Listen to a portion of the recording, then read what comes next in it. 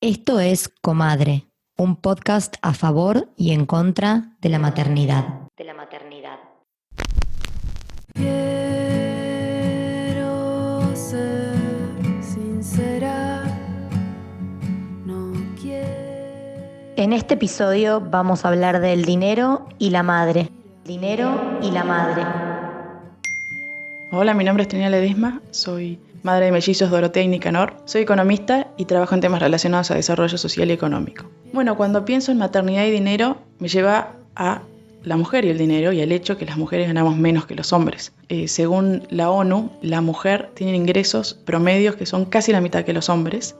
Bueno, y esto se replica en el mundo entero. Según el World Economic Forum, revertir la brecha económica de género al paso que vamos llevaría 276 años. En realidad, la mujer está más capacitada que el hombre. En Argentina tenemos 3 años más de estudios que los hombres en promedio. Y esto también se replica en la mayoría de los países. Igual ganamos menos. Y acá mi hipótesis, mis conclusiones como economista y como madre es que ganamos menos porque somos madres, por el estereotipo de género relacionado a la maternidad y al cuidado y el rol que asumimos tradicionalmente en la sociedad. Y esto básicamente lo organizo como en 3 grandes cuestiones. La primera es la falta de participación de la mujer en el mercado laboral, la menor participación en realidad, y esto se da porque la mujer se dedica más a la economía del cuidado, que es el trabajo de cuidados de niños principalmente, pero también de adultos mayores y de personas con discapacidad, que no es remunerado, y esto directamente nos saca del mercado laboral. En Argentina, 5 de cada 10 mujeres en edad laboral trabajan o buscan trabajo, mientras que los hombres esto es 7 de cada 10. Los hogares de menores ingresos tienen mayor cantidad de hijos promedio,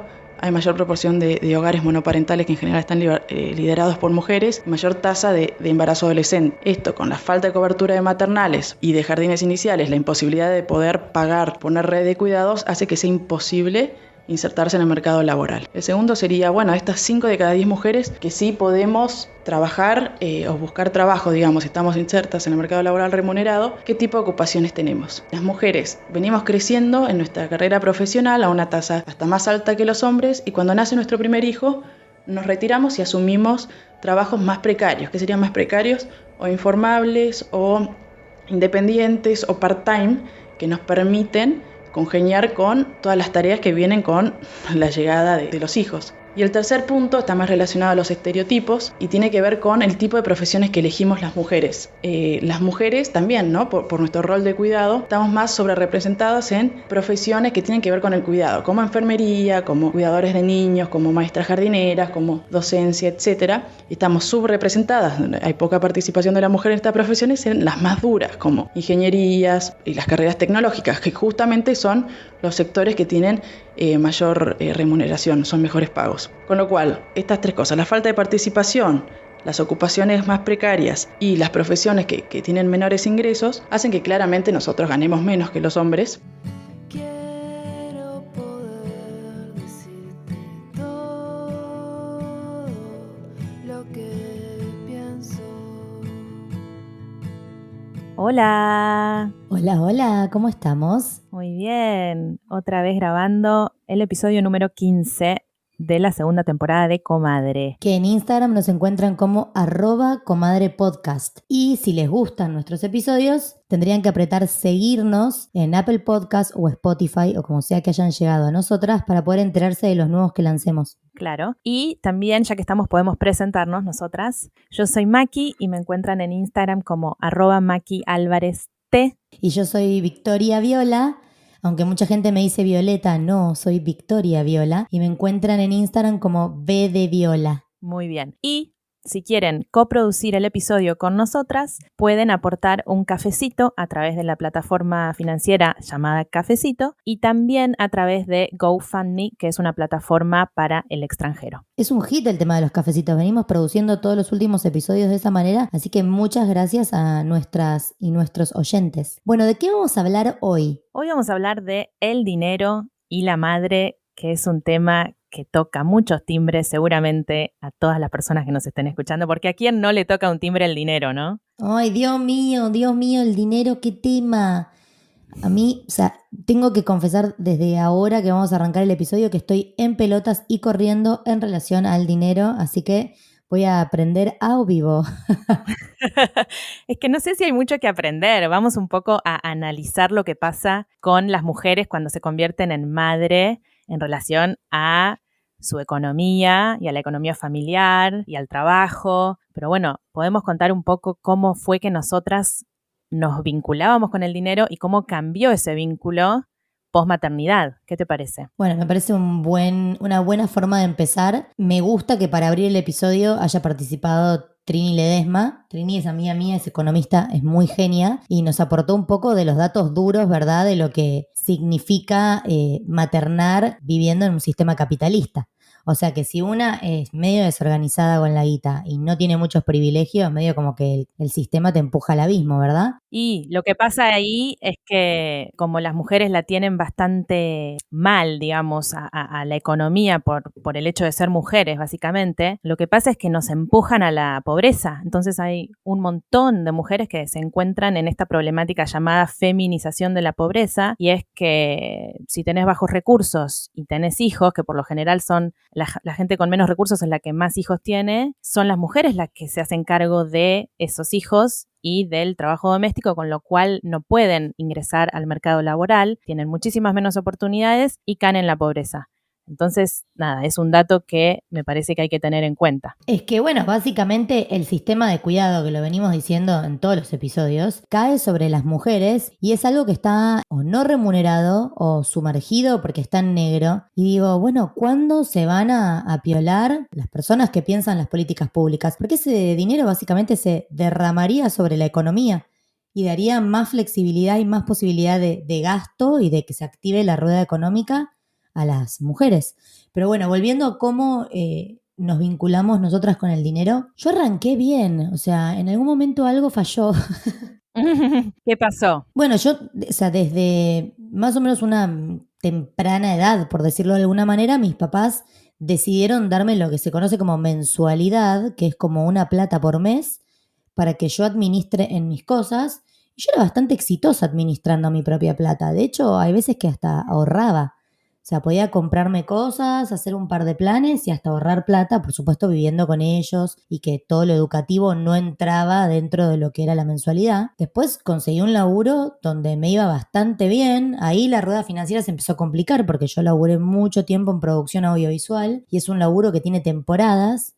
Entonces tenía momentos de mucha producción de guita, como de un volumen de guita importante, porque es un sector que está bastante bien remunerado. Y después tenía parates muy grandes, capaz en el invierno, donde paraba de trabajar y ya ahí empecé a notar una dificultad para administrarme. Tipo, ¿viste la fábula de la cigarra y la hormiga? Era como, yo en verano estaba dulce y me costaba pensar que en el invierno iba a tener que como guardarme cosas para sobrevivir. Después empezó la complicación. Siento que mi gran problema, que este año lo estoy tacleando a morir, para les entendides en astrología, este año tengo ascendente en Capricornio, entonces hay algo como de revisar las estructuras. Este año por primera vez empecé a anotar lo que gasto, para entender en qué gasto. Interesante. ¿Qué aprendiste? Y es revelador. Se me va mucha guita en boludeces que puede ser una decisión consciente que yo tome, pero la realidad es que tengo que saber cuánta guita se me va en boludeces.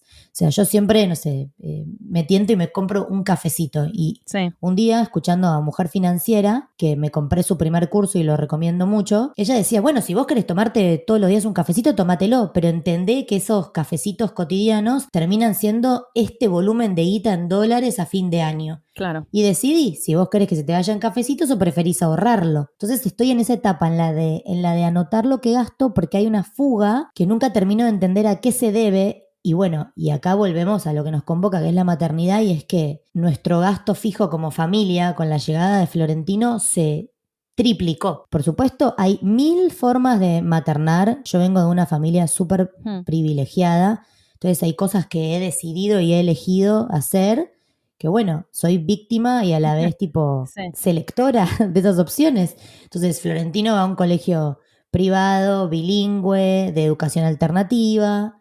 Hay una persona que viene a casa a trabajar todos los días, a hacer las tareas de limpieza y de cuidado de Floro. Entonces hay un par de cosas que hicieron que se dispare el gasto fijo enormemente. Yo antes no necesitaba toda esa estructura, mantenía la casa bastante ordenada yo sola o con Fran. Entonces, bueno, es como que entras en una máquina donde si no paras la pelota, no terminas de entender a dónde se va la guita. Pero no sé, bueno, ¿qué te pasa a vos que vivís en otro sistema? Ay, primero hay que decirlo, y es que la maternidad con dinero es más fácil, ¿no?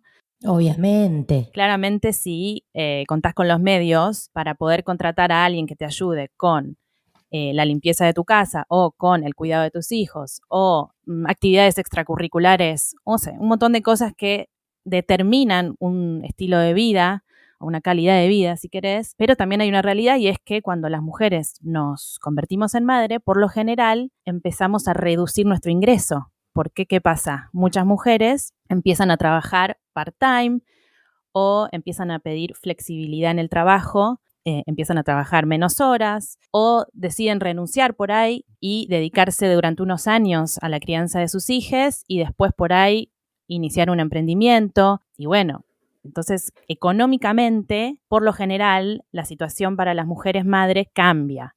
Entonces creo que hay que distinguir entre la mujer que está en pareja con un hombre o una mujer, no importa, con otra persona que tiene un trabajo fijo, un ingreso mensual, a la que obviamente materna sola, eso ya es otra historia y nosotras no la hemos vivido en carne propia, pero bueno, hablamos de esto en el episodio anterior sobre monomarentalidad, pero creo que está la diferencia entre la madre trabajadora con pareja que trabaja y la madre que no trabaja y que se dedica a eso, a sus hijos. Entonces es otra la organización de las finanzas, me parece. Pasa que ahí ya entra, claro, es lo que decíamos antes de empezar a grabar el episodio, es un tema inagotable, porque en cuanto a la administración del dinero, hay tantas formas de hacerlo como familias existen, porque o sea, yo tengo amigas que están en pareja hace más de una década, que tienen cuentas separadas,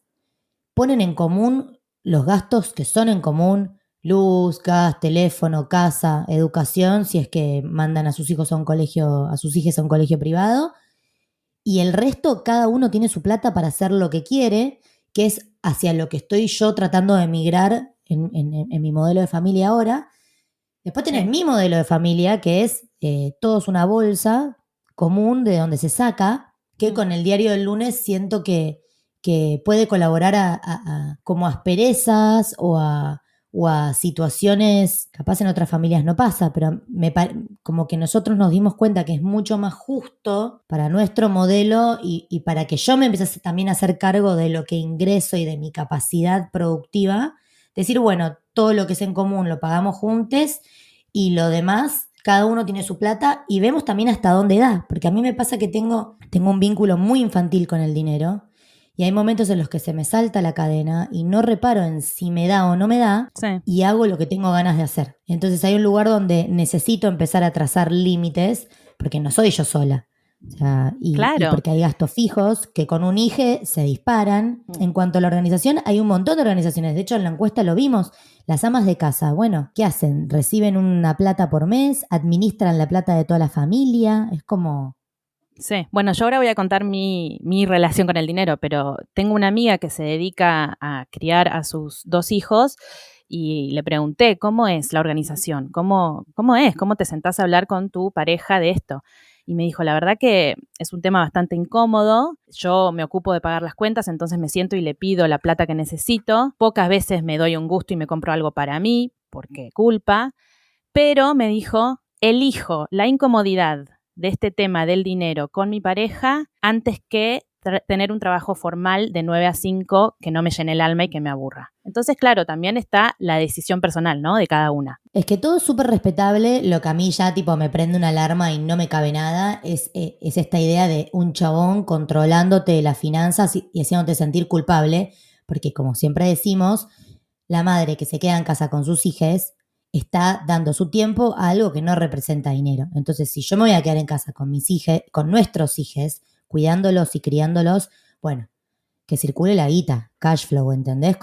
Porque si no es como que sí, hay algo que queda muy restringido. No, estoy totalmente de acuerdo, pero siento que a pesar de que el otro no tenga ningún problema, siempre te no sé, por ahí estoy equivocada, pero siento que siempre te va a dar un poco de culpa porque nuestro trabajo no tiene valor económico, o el trabajo de las madres que son madres full time, digo. Entonces siempre va a haber cierta culpa, yo creo, por no tener esa independencia económica. Bueno, pero ahí te corrijo. A pesar Eso de que es el otro algo... no tenga problema. O te corrijo, digo, ahí disiento. Siento que es un proceso enorme de deconstrucción donde, primero, es un trabajo revisar nuestro vínculo con el dinero. Yo lo vengo haciendo hace un tiempo y siento que avancé un montón, como en términos de comprender cómo vincularme con él. Todavía tenemos una relación medio tóxica, pero ahí vamos. Pero la culpa es algo que hay que trabajar activamente para desmantelar. Como porque a ver, si paramos un segundo a pensar objetivamente, esa mujer está haciendo algo con su tiempo que no recibe un intercambio económico, pero si no hiciera eso con su tiempo, haría otra cosa donde capaz sí recibiría plata por su tiempo. Entonces, y me si parece no que... hiciera eso, y si no hiciera eso, el marido, en este caso, no podría estar haciendo su trabajo por el cual tiene una remuneración. O deberían pagarle a una persona que lo haga. Entonces, yo no critico ningún modelo de familia, siento que cada uno tiene que diseñar la familia que desea, y lo digo en el más amplio sentido de la palabra, y siempre lo militamos en Comadre, pero creo que si hay un problema con la guita hay que sacarla del closet, es como el sexo. Yo siento que todo en el fondo, soy muy escorpiana, pero siento que todo en el fondo es poder. Entonces hay que sacarlo del closet a la guita.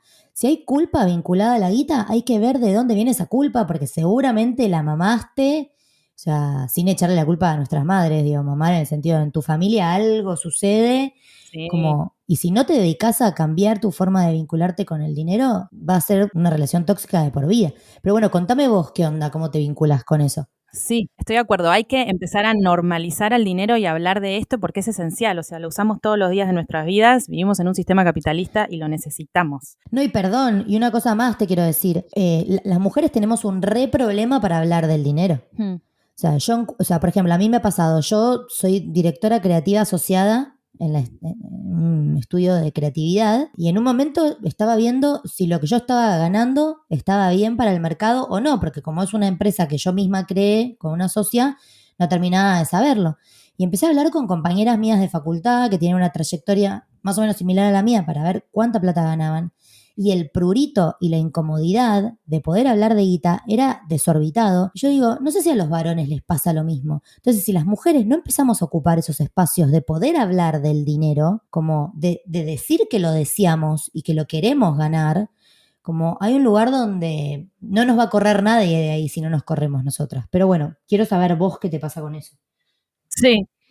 Ay, no sé, mira, yo siempre tuve trabajos bastante informales o temporarios. Como ya conté en el episodio de maternidad expatriada, siempre prioricé la aventura más que el trabajo remunerado. Siempre me gustó tener mi dinero, pero siempre fue bastante escaso. Después me fui a vivir a Londres, una de las ciudades más caras del mundo, y ahí fue cuando tuve que sentar cabeza, por decirlo de alguna manera, porque me estaba por casar y sabía que iba a querer tener hijos. Y obviamente ese hijo o esa hija que iba a tener iba a necesitar de los ingresos, tanto míos como de Nick, para que podamos satisfacer sus necesidades.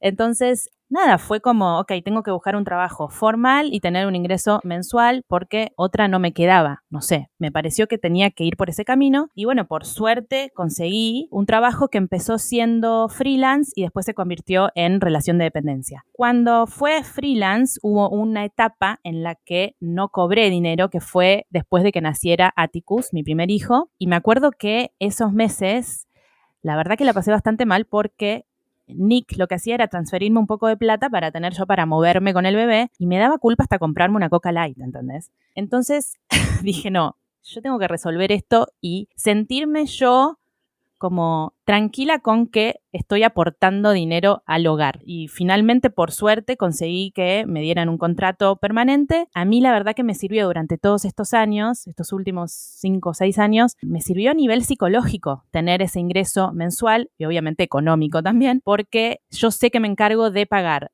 las compras del supermercado todas las semanas, me encargo de pagar el jardín de infantes de Benicio, la escuela de Atticus no porque es gratuita, y después Nick se ocupa de todos los otros gastos porque él gana más. pero yo como que estoy con la conciencia tranquila, ¿se entiende lo que quiero decir? Sí, sí. Me parece importante de vuelta subrayar esto de la culpa, ¿no? A mí me pasa también. O sea, yo pivoteo entre dos extremos, entre no me importa nada, prendo todo fuego, me lo merezco y hago cualquiera. O sea, cualquiera. Tampoco nos vamos a imaginar que me subo a un Porsche y me voy a Miami, ¿no? O sea, me compro algo que me tentó, salgo mucho. Entonces pivoteo entre eso y sentirme mal porque siento que a fin de mes estoy apretada y digo, bueno, ya tengo una edad en la que tengo que salir de este loop de no terminar de entender qué pasa. Y es un tema re delicado y es un tema que hay que sentarse y desglosarlo con la pareja de una y que muchas veces trae conflictos porque cada uno viene con su historial y su forma de vincularse con el dinero. O sea, mi familia, o sea, bueno, tengo todos los espectros porque tengo, o sea, mi viejo que le entran 5 y gasta 1.000 y mi vieja que bueno, que es mucho más coherente con cómo se maneja, mucho más saludable si se quiere, pero hay un lugar donde si hay culpa, para mí hay algo que desenmarañar, porque no puede ser que, te entiendo porque me ha pasado en muchos momentos de mi vida, pero sobre todo cuando estamos maternando, que no podemos producir, sentirnos culpables, porque tenemos gastos y sí, estamos vivas, circulamos, tenemos un hijo a cargo, una hija a cargo, como hay algo ahí que hay que como ir al meollo de la cosa de por qué la culpa. Y después está la big picture, como la foto general, que es, bueno, en el mundo que vivimos, ¿qué está pasando con las madres? O sea, la mayoría de las madres caen en una cosa de informalidad, de laburos temporarios, que aparte, si encaran una maternidad múltiple, entran y salen de esta situación constantemente. O sea, la realidad es que yo, por ejemplo, puedo decir ahora que Florentino tiene 3 años y medio, yo en este momento a nivel profesional es cuando más gané en mi vida. Y no porque priorice el dinero en la reproducción, o sí, priorizo el dinero en la reproducción, pero hay una parte mía que dice, yo no quiero volver a maternar porque estoy subiéndome una ola profesional, estoy viendo ahora los frutos de trabajar sin prisa pero sin pausa y estoy viendo tipo lo que estoy construyendo y no me quiero bajar de ahí. Y la realidad es que por más que tenga un compañero 50 y 50, me voy a tener que bajar y siendo freelance va a recontra repercutir. A mí me costó un montón volver a alcanzar los ingresos que tenía antes de la maternidad y superarlos. Y de vuelta, siempre todo mi discurso interpelado por mi situación de privilegio, porque bueno, es la única que tengo para compartir. No me quiero imaginar las personas que tienen un trabajo informal. Perdón, en relación a eso, acá estoy mirando algunas estadísticas que juntamos y el 59% de las mujeres que tienen un empleo informal en América Latina. Entonces, el problema es estructural, eso está clarísimo. Y después, cuando accedes a un trabajo formal, como un trabajo con carrera, digamos, después se habla de un techo de cristal por el cual es como una superficie que no permite que las mujeres crezcan y lleguen a puestos jerárquicos, que son puestos de decisión. En Argentina, el 4% de las mujeres tienen puestos de decisión. Entonces, eso también es una prueba de que vivimos en un mundo patriarcal en el que las leyes, las reglas las ponen los hombres. Es un tema, la verdad, muy profundo. Es que mira, por ejemplo, el otro día yo estaba en LinkedIn y veo un anuncio de una empresa unicornio argentina avisando que se había extendido la licencia de por maternidad a 5 meses remunerados en vez de 3 y no decían nada de los padres. Y puse como, vi muchas personas celebrando la novedad, un par de feministas a las que yo sigo y que generan contenido que para mí tiene mucho valor, también como espectacular. Y capaz por todo lo que hemos hecho con Comadre, como que a mí ya hay cosas que no me vendes gato por liebre. Sí. Entonces comenté abajo, ¿y a los padres cuánta licencia le dan? 15 días. Yo ahora empleo personas. O sea, yo tengo una agencia y hay personas que trabajan como proveedores y hay personas contratadas. Sí. Y digo, obviamente, como empresaria o como emprendedora, me conviene mucho más una persona que si tiene un hijo se va a ir 15 días que una persona que va a tener 5 meses de licencia que voy a tener que pagársela y a la par salir a contratar a alguien que haga su trabajo. O sea, es matemática pura. Total. Ni hablemos de lo bueno y lo malo. Como hablando de números puros, Sí. es mucho más competitiva una persona que se va a ausentar como mucho 15 días, que no va a tener que ir ni a ningún médico, ni a ninguna vacuna, ni a ninguna charla de mapadres en el jardín. O sea, que la carga mental es la mitad. O sea, entonces, mientras que los varones sigan teniendo una licencia de paternidad tan inferior a la de las mujeres, ese trecho de cristal más que de cristal es de cemento. O sea, porque hay un lugar donde son mucho más competitivos. Punto y aparte. Sí, estaba mirando el otro día una serie que recomiendo que miren todes, que se llama Explained, que está en Netflix, y hablaba de esto. El capítulo se llama ¿Por qué las mujeres ganan menos? Y decía, las mujeres primero que por lo general están más calificadas a nivel educativo, ¿no? Entonces, cuando están en los 20, 30 años, que es la edad como la edad reproductiva, el hombre y la mujer es como que están en el mismo nivel, hasta que llega el momento de la llegada del primer hijo. Ahí es cuando la mujer empieza a como bajar porque se toma la licencia por maternidad o por ahí vuelve al trabajo a insertarse, pero ¿qué pasa? Si el nene se enferma o si hay que llevarlo al médico, claro, o hay una reunión escolar urgente, no sé, siempre es la mujer la que se ocupa de eso. Entonces el hombre crece, asciende y la mujer se queda como estancada. Y esto es una realidad.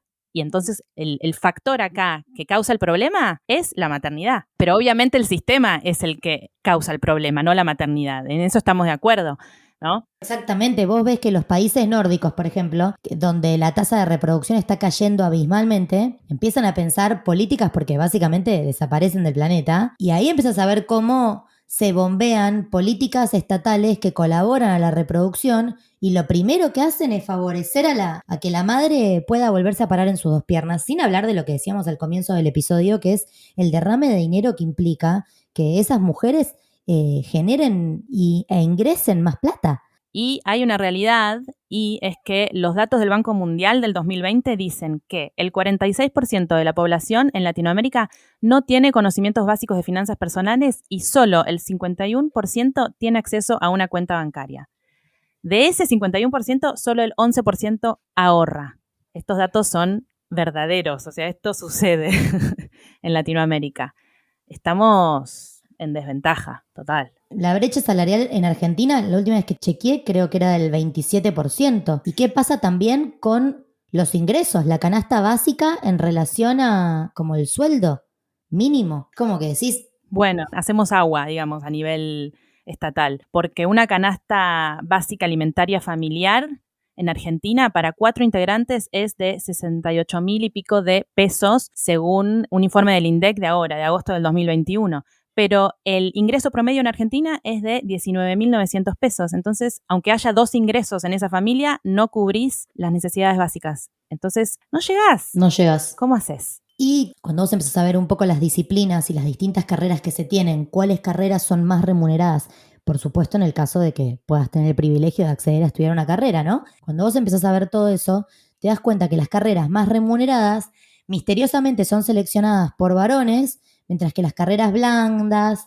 y de sistema de cuidado y de medicina y demás cuestiones son no de medicina doctores, digo, enfermería y un montón de esos oficios o trabajos son seleccionados por las mujeres y son los que menos ingresos generan. Yo creo que en términos de políticas estatales está bueno lo que trajo tanto Trini y nuestra invitada de Grow, que la podemos escuchar ahora para ver cómo, si hay alguna forma de salir de este quilombo. Sí, las dejamos con ella que nos va a explicar cuál es la brecha salarial actual y también cuáles son los desafíos de las madres una vez que se reinsertan en el mercado laboral.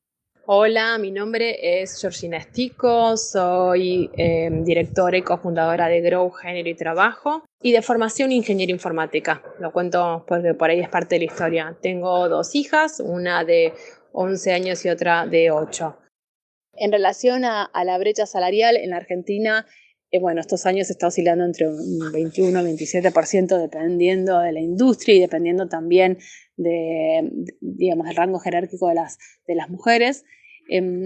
Y lleva como muchas preguntas, ¿no? Cuando estamos analizando esta brecha salarial, preguntas en relación a cuáles son los sectores donde las mujeres están insertas, preguntas que tienen que ver sobre en aquellas que están más insertas logran o no llegar a esos puestos de decisión, y que en función de cómo es esas composiciones en función de los distintos sectores, la brecha salarial se explica por distintas causas. Y es como un tema muy, muy complejo. Y un tema muy complejo también porque en general lo que nosotros notamos a nivel más organizacional es que es uno de los temas que más les cuesta a las instituciones tratar de analizar si existe o no existe la brecha salarial y por qué, ¿no? Se asume que no, que somos todos muy democráticos y que todos ganan los mismos en función de su trabajo, pero la verdad es que no se analiza y no se toman las medidas necesarias para tratar de erradicarlo si es que existe. En cuanto a cuáles son los mayores desafíos para las madres una vez que se reinsertan en el mercado laboral, acá el gran desafío tiene que ver en cómo las instituciones logran lidiar con esto y decir el cuidado es esencial para la vida de la sociedad,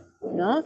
Y como tal, cualquier organización tiene que trabajar para que sus empleados y sus empleadas tengan el derecho a poder ejercer el cuidado y de manera corresponsable, ¿no? Es decir, no podemos seguir asumiendo no hacer nada para cambiar la responsabilidad que también los hombres tienen que tomar en relación al cuidado. Es decir, las instituciones empleadoras son un gran motor de cambio, tienen un gran potencial de cambio en este sentido, ¿no? Que sean ellas, si es que el Estado no lo hace, las que brinden las licencias que sean igualitarias entre hombres y mujeres, o entre personas gestantes y no gestantes, ¿no? Pero que realmente puedan empezar a promover y cubrir aquello que el Estado no está haciendo.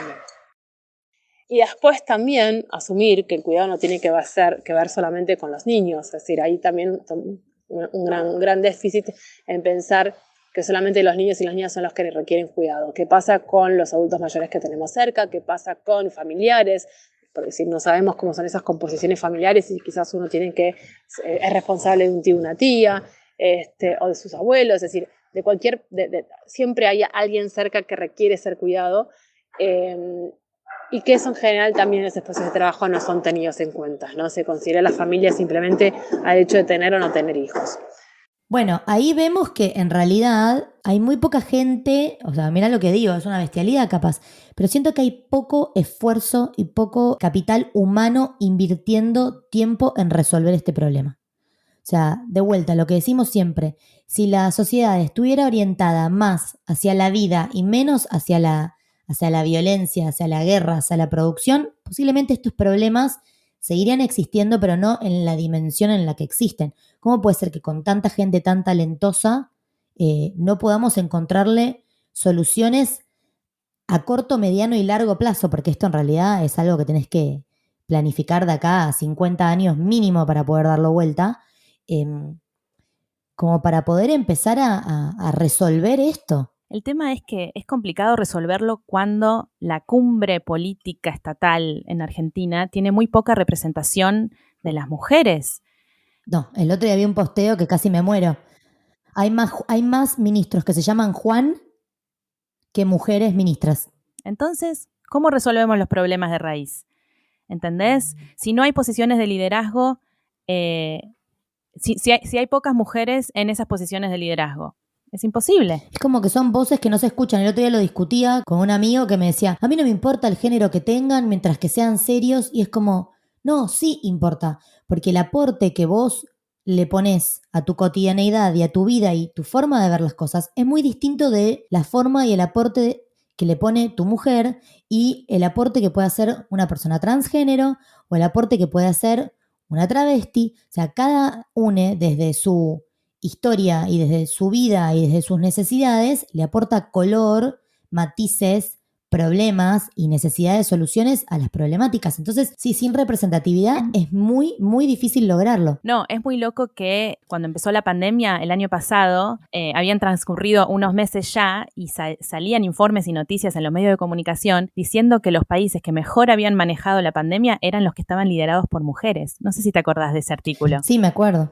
Y después pensaba en la primera ministra de Nueva Zelanda, que es súper joven, y claro, ella llegó a ese puesto de liderazgo antes de convertirse en madre, y cuando se convirtió en madre, como que no frenó su carrera, ¿entendés? Ella siguió asistiendo al parlamento, amamantando con su hija y tal, y para mí, tener una mujer dando esa imagen cambia la mentalidad de todas las otras personas y, por supuesto, de la sociedad. Entonces, es importante que nosotras podamos acceder a esos puestos. Es que si vos no tenés referentes, hay un montón de cosas que que quedan como vacías de significado. Yo sobre todo lo escucho mucho cuando escucho podcasts sobre diversidades sexuales, donde hablan mucho de la representatividad, siendo heteronormada, como que me gusta escuchar sobre eso para abrir la cabeza. Y digo, claro, una persona trans que tiene ganas de transición, o sea, que tiene ganas de hacer la transición y no tiene ningún modelo inspiracional o, por decirlo de una forma muy capitalista, casos de éxito,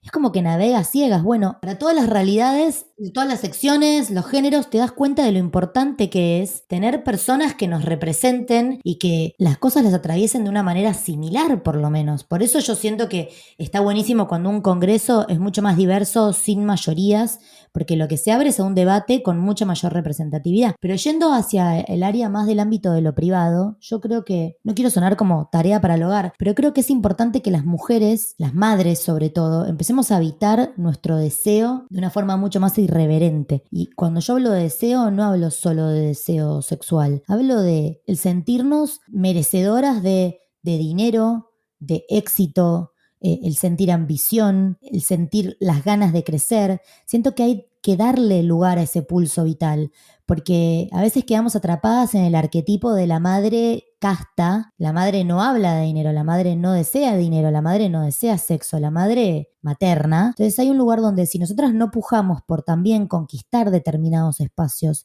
llevar determinados debates a nuestros grupos de amigas, a las comidas, a las reuniones, a nuestras terapias, hay lugares que nunca vamos a poder conquistar. Digo, es algo que se tiene que empezar como, o sea, de hecho ya se empezó a gestar, pero es algo que tenemos como que empezar a latir con más fuerza. El hecho de que está bien ser mujer y ganar guita, ¿entendés? Claro, necesitamos un cambio de paradigma, claramente. Y no nos olvidemos que el dinero también nos trae mucho bienestar, que a lo mejor hay muchas de las cosas que están relacionadas con el autocuidado que necesitan ser pagadas. Entonces, que no nos dé vergüenza, si no estamos trabajando remuneradamente, pedir dinero para esas cosas que nos hacen bien para nosotras, tener un momento de bienestar personal, porque eso también repercute en nuestra crianza, en cómo nosotras maternamos, ¿verdad? Para mí, nuevamente, la base de todo, en el caso de que estés en pareja y tu situación sea esa, la de que sos madre full time y hay una persona proveyendo, es muy Sí, clave la comunicación. es Y clave. después está el problema enorme, que ya no depende solo de una, que es el problema de las madres monomarentales, que lo hablábamos en el episodio anterior, donde, bueno, ya ahí no alcanza con el deseo propio y con el impulso que puedas tener, lamentablemente sin políticas estatales que acompañen, ¿viste? Porque a veces también siento que se caen esos discursos facilistas posmo de si lo deseas lo tienes, y yo a veces digo, bueno, sí, todo muy lindo con si lo No, deseas lo tienes, pero una cosa es partir desde un hogar de clase media, media alta y desearlo y tenerlo, y otra cosa es como estar en la villa, no tener para comer y flashear que solo con desearlo lo puedes tener. Digo, se entra como en un discurso medio Disney que es muy peligroso. Entonces, no quiero caer en eso. Entiendo que hay un montón de realidades y recortes y por eso es importante el Estado y las políticas que proveen. sí. Es muy peligrosa también la industria. Yo me acuerdo de embarazarme y que de repente me aparezcan en Instagram un montón de productos innecesarios y que yo pensaba que eran indispensables y por los cuales gastaba dinero y después te das cuenta de que no, puedo usar un cochecito de segunda, me pueden prestar un Moisés, puedo también yo comprar algo que deseo, pero no necesito todos estos productos para vivir una maternidad plena. Es que, a ver, aparte, tipo, salto de un tema al otro y digo, o sea, el planeta está al borde del colapso climático. No necesitamos más huevitos, más plástico, más bañaderas, más cochecitos. O sea, como reutilizar, reusar, Total. reciclar. Ay, sí. Revisar los hábitos de consumo. También me parece que es importante, además de revisar los propios hábitos de consumo, ver qué es lo que nosotras les estamos transmitiendo a nuestros hijos en relación a ese tema. Me leíste la mente. Ese es un temón, porque lo hicimos en una encuesta de Instagram. Hablarle de dinero a nuestros hijos. Yo a Floro no le hablo de dinero todavía. Tiene 3 años y medio. El otro día la niñera le regaló una alcancía y tuve sensaciones encontradas, porque dije, yo no sé si quiero que él todavía sepa lo que es el dinero. Que también habla mucho de qué representa para mí el dinero, que no quiero que él lo sepa. Bueno, pero tiene 3 años. Bueno, pero como vi que muchas respondieron, yo sí hablo, yo me puse a pensar, yo hablo, no hablo directamente del dinero. Por ejemplo, sí, cuando se le rompe algo y me dice, mamá, comprame, y le digo, bueno, no sé si vamos a comprar algo nuevo, vamos a ver si podemos arreglar esto y si necesitamos esto realmente como para reponerlo. Que empiece a entender como el valor de las cosas, que no es necesario tener mucho de todo, como necesito más dinosaurios. ¿Necesitamos más dinosaurios? Si hay alguno que te divierte, bueno, vamos viendo, pero no le quiero fomentar el consumo desmedido. De hecho, o sea, como tampoco consume tanta televisión, o sea, va cachando dibujitos y cosas, pero no es que necesita la remera de Mickey y el auto de Paw Patrol, como que hay algo que No. digo, no lo quiero subir a esa vorágine todavía. ¿Vos cómo te manejas con el tema de la guita y les niñes? Les niñas. Bueno, Benicio tiene 2 años, así que no tiene ningún tipo de noción, pero Atticus tiene 5 y entiende algo. O sea, empezó a entender que el dinero es necesario para comprar cosas y que mamá y papá trabajan para pagar cuentas y sus juguetes, sus actividades extracurriculares y los viajes y ta. Entonces, a veces se pone un poco nervioso porque, no sé, por ejemplo, está jugando en el iPad con algún jueguito y le aparece otro nivel y tiene que comprar, o sea, poner la tarjeta para acceder a otro nivel de ese juego. Entonces viene corriendo y me pide, le digo, no, discúlpame, pero no, vas a jugar a este nivel porque, o sea, yo no te voy a pagar para que, no sé, le trato de explicar que no es tan fácil, o sea, no es que pones un código y al segundo tenés lo que querés. Entonces me decía, bueno, pero ¿por qué no llamás al banco y les pedís que te den 100 pounds para comprar no sé qué? Le digo, no. Claro, no entiende que no es que llamas al banco y te depositan dinero. Está confundidísimo, entonces para mí es un desafío y estoy tratando de ver cómo es que yo tendría que enseñarle a él cómo manejarse, porque no es que él no es que le damos plata, él no maneja dinero, pero el concepto lo tiene. Yo creo que se aprende mucho también de lo que se ve, ¿no es cierto? Si en la familia hay muchas discusiones sobre dinero, si el vínculo con el dinero que nosotras o nosotres, si es una pareja heterosexual, tenemos no es saludable, por más discursos hermosos y libritos que les leamos, ellos van a aprender a vincularse con la plata a través de lo que vean de nuestro vínculo. Por eso también yo este año me puse como muy las pilas con cómo me llevo yo con la plata, porque me doy cuenta que nuestros hijos y nuestras hijas aprenden mucho más de lo que ven que de lo que les decimos. Sí, yo creo que todos los mapadres enseñamos con el ejemplo. El tema del dinero con un nene de 5 años todavía me parece que es muy vago, ¿entendés? Yo creo que cuando crecen, ahí, cuando son más conscientes de cómo funciona el sistema, ahí hay que empezar a tomárselo más en serio. Bueno, no sé, por ahí ahora también. Yo sé que hay personas que por ahí premian o castigan a sus hijos en función de juguetes, regalos, dinero, y eso no le está dando un buen mensaje a la criatura. De hecho, hace poco leía un libro de Natalia Ginzburg, que es una escritora italiana que ya falleció, pero que escribe literatura y hablaba mucho de la crianza de sus hijos, y ella decía que lo que hay que transmitirles es la indiferencia hacia el dinero.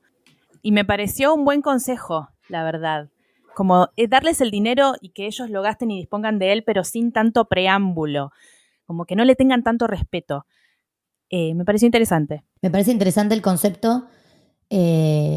Siento que hay algo del consumismo de si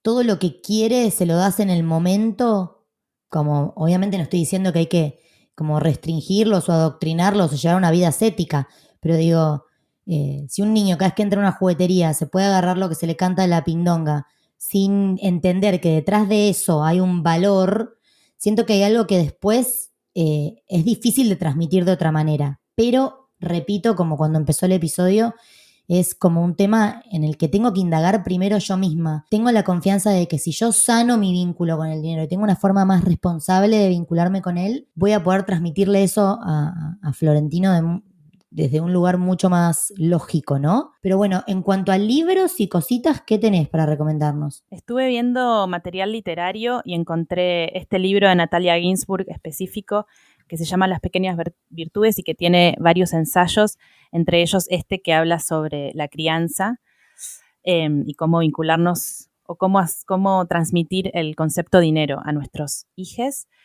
que está buenísimo, es una escritora que yo amo.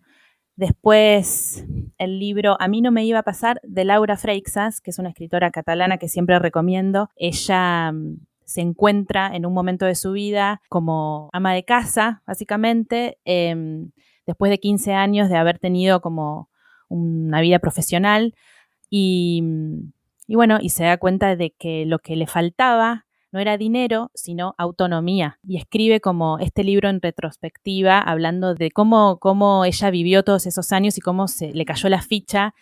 Finalmente se termina divorciando, pero es interesante ver como todo ese trabajo personal que hizo en relación a su trabajo y al dinero. Después series, la que dijimos antes, que se llama Explained, que está en Netflix, se llama ¿Por qué las mujeres ganan menos?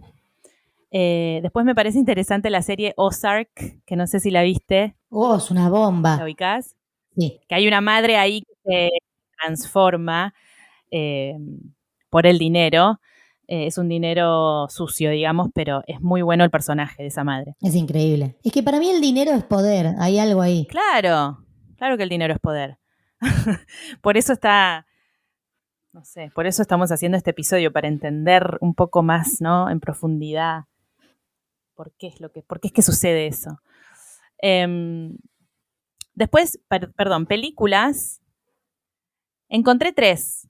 Una es En busca de la felicidad, que ya la hemos recomendado, que es la de Will Smith, que no tiene un peso y está dando vueltas por la ciudad con un hijo, tratando de encontrar un trabajo para mantenerlo. Es desesperante, pero está muy bien hecha. Después, la película 2 Days, One Night es dirigida por los hermanos Dardenne. Cuenta la vida de una mujer que es Marion Cotillard, que pierde su trabajo en una fábrica y tiene 2 hijos, y es como la búsqueda desesperada de ella para poder retomar ese trabajo.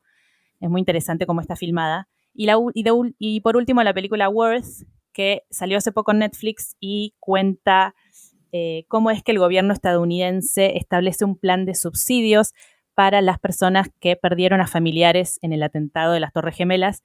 Y es muy loco porque el monto que reciben depende del puesto de trabajo que tenían. Después eso se revé, pero al principio es como, son todas vidas, pero hay como diferentes... no. Claro, se murió un CEO, a vos te damos mucho más que al que era personal de limpieza, cualquiera. Es muy interesante, la verdad, así que mírenla. Y después hay 2 charlas TED. Una es de Mayra Arena, que se llama ¿Qué tenemos los pobres en la cabeza? Está bueno todo el testimonio que hace. Increíble esa charla TED. ¿La viste? Sí. Genial. Y por último, una charla de Hernán Casiari, que ahora no me acuerdo el titular, pero después la compartimos, que cuenta cómo él le explica a su hija el sistema financiero de una manera muy genial. Es un cuento que él inventa y véanlo porque es genial. Lo amamos, Hernán. Bueno, amiga, qué interesante, qué temón. Muchas gracias por esto. Es un tema que me interpela mucho. Ojalá existiera educación financiera para entender los costos de traer vida al mundo y después como organizarse en función de eso, pero bueno, tampoco, no sé cuán fácil es organizarse, ¿no? Bueno, igual recomiendo fuertemente los talleres de Mujer Financiera para empezar a organizarse. Sí. Y tiene una app gratuita que se llama Felicity, que si una genera la conducta de registrar, por lo menos a fin de mes empieza a dimensionar en qué se le está yendo la plata. Es una forma de empezar a organizarse, volver visible la información que no tenemos clara. Ese es un buen dato. Eso es todo por hoy. Nos vemos la próxima. Bueno, gracias. Un beso. Gracias.